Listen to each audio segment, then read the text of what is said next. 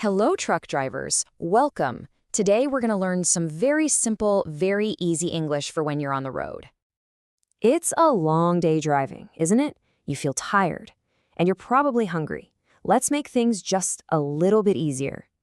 So, in this short explainer, we'll learn some simple English phrases that'll help you get dinner, find a hotel room, and, what to do when you're not feeling so well.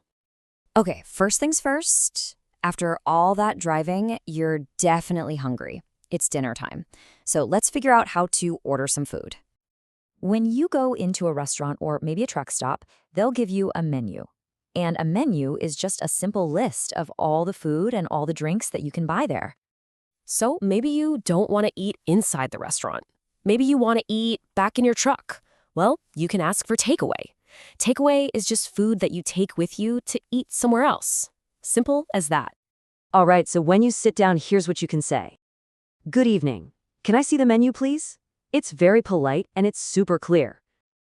Now, a lot of places have something called a set menu or a meal deal.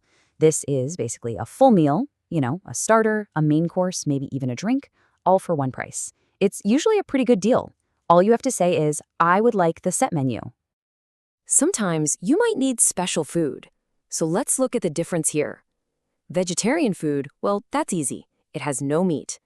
But vegan food has no animal products at all. So that means no meat, no milk, and no eggs. Okay, you've eaten, now you need to sleep. So let's move on to part 2, finding a room for the night. Let's talk about a reservation. A reservation is when you call the hotel before you get there to book a room. This is really useful because it means when you arrive, your room is already saved for you. It's ready and waiting. Since you're just one person, you need what's called a single room. A single room has one bed, perfect for one person. So here are the simple steps to check into a hotel. It's easy. First, you ask for a room. Then you ask how much it costs. After that, you pay. And finally, you can ask about the important stuff, like parking for your truck and the Wi-Fi password. So, how do you start the conversation?